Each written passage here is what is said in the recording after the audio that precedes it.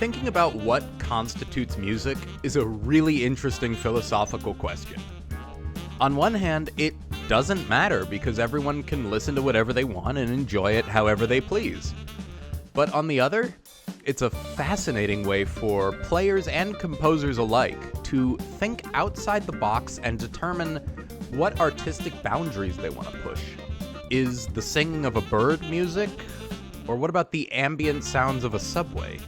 Or a figured bass realization you do in theory class? Depends whom you ask, and I have a feeling some of my answers might surprise you.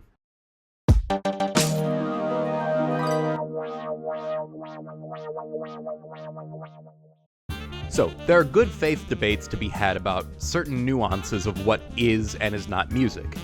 And plenty of terrible bad faith takes, too. My case against rap, it's not actually a form of music. Let's start there. Yes, rap is music. I don't buy the sorry attempt at facts and logic that he brought to the table. His argument is that music must have melody and harmony. But why? Take a listen to a little bit of Christopher Rouse's wonderful piece, Bonham.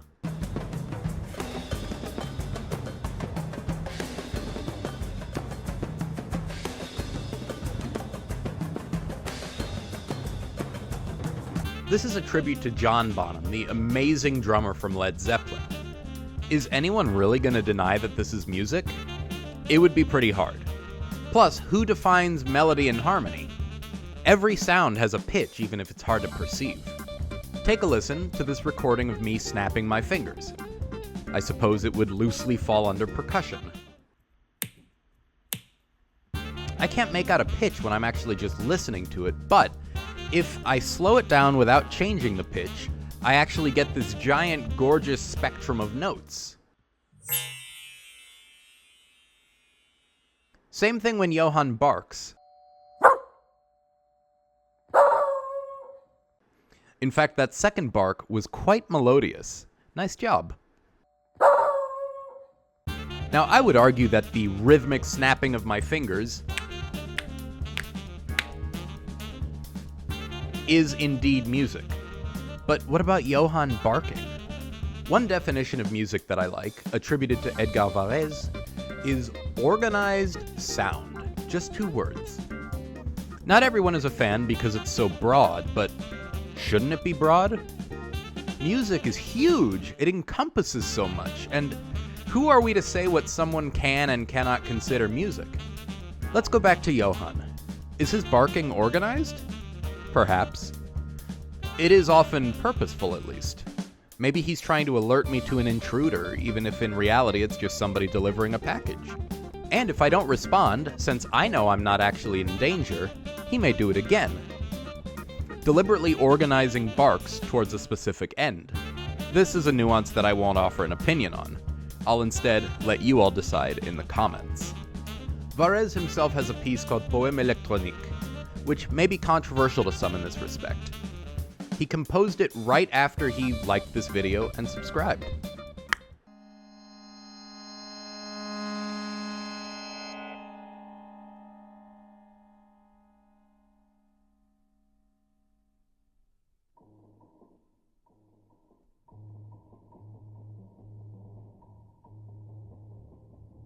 You see, this piece is not something that can be performed in the way we generally think about performance.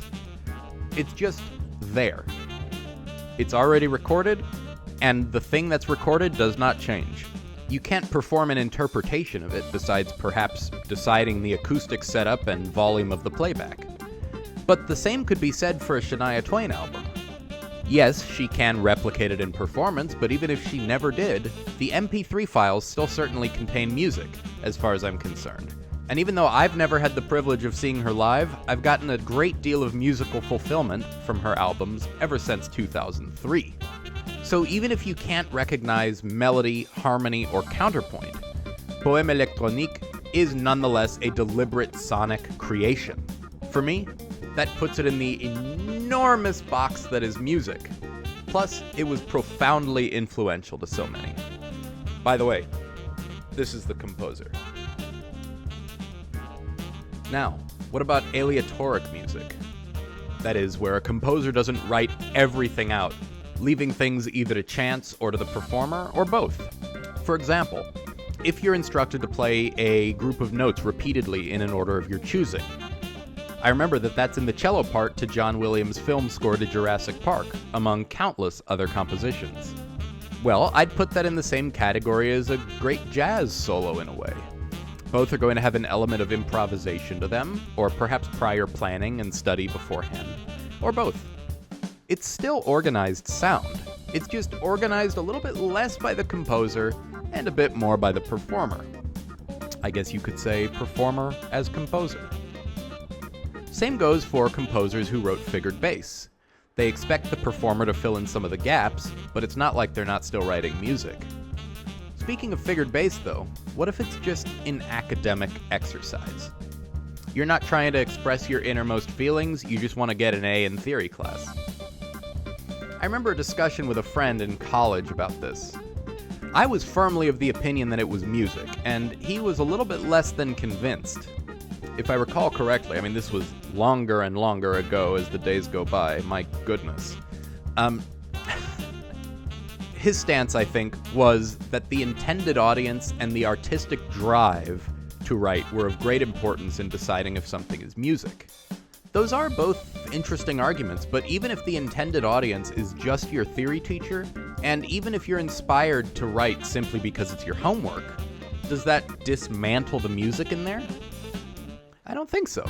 Even the voice leading itself is still an artistic expression, I would say. Perhaps you want to make a nice leap up in the soprano line and then come back down.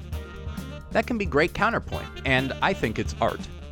More specifically, it's music, at least for my money. But what about you? Next question.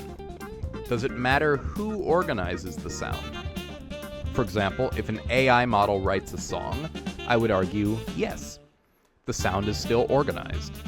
Same with birdsong. Both of these things presumably have structure, and structure is indeed organization. Now this brings me to perhaps everybody's favorite go-to piece when they're discussing what is and is not music. John Cage's 4 minutes 33 seconds. A piece in 3 movements, none of which consist of any playing or singing. So is it music? Well, if you're in a truly soundproof environment, then maybe not, because there isn't a single sound wave coming in. Except, it's still not sound-free. You're a human being, you breathe, maybe you fidget. That all makes sound. And if you're in a concert hall, there are all manner of ambient noises. Throat clearing, cough drop unwrapping, air conditioner whirring. Cage knew this, and sought to deliberately challenge what music is. Though he couldn't have known exactly what sounds would come up in each performance, he knew that there would be at least something, and he left it up to chance from there. Sound familiar? It can still fall under that umbrella of aleatoric music. Now, one more interesting question. Can music be bad? I think that it can in limited circumstances, but maybe it's not what you think. Because after all, it's a matter of taste. As a starting point, I would say that any music whose purpose is to espouse hate is automatically not good music. Obviously. Maybe it's got some nice melodies or good structure or whatever. Doesn't matter, it's all destroyed by the terrible content inside. But outside of that, what about the composers whose music I find just dull and lifeless? Did they write bad music? No. They just wrote music that I don't vibe with. But that doesn't make it bad. Just because I don't like it doesn't mean that other people don't, and it still occupies a well-deserved place in our collective culture. There are of course things that may help cement a piece as a great one in the minds of many, like harmony, rhythm, transitions, pacing, emotional depth, compelling narrative. But even if a piece doesn't pop like that, it doesn't make it a bad piece, because it can still speak to somebody in a good way. And that matters a lot. Now, I gave you some pretty open-ended answers today, but I think I can sum it up in one way. Music is organized sound, plus whatever else you happen to consider to be music. Besides that, though, I hope we can have a lively but respectful discussion in the comments, so that you can tell me what you consider to be music, and why. And with that, I want to thank you for joining me today. I diverged from strictly cello-specific content for this video, but I thought it was an interesting topic to cover. And if you'd like to see more things in this vein, then please let me know that in the comments as well. And since I did just mention cello a moment ago, let me quickly let you know that the Cello Ben studio is open. Online lessons are available to you wherever you are in the world: Topeka, Tripoli, Tashkent, Tokyo, or Taipei, or anywhere in between. So head on over to celloben.as.me or use the link in the description to schedule a free trial lesson. Or if you're an adult beginner who prefers self-paced learning, you can go to celloben.com/course to get to my online course on Udemy. You can get hours of video lectures, a custom method book, and videos to play along with, as well as unlimited email access to me for any questions that you may have as you navigate your cello journey. Thank you so much for watching. I hope you have a beautiful rest of your day, and I look forward to seeing you next time. Bye for now.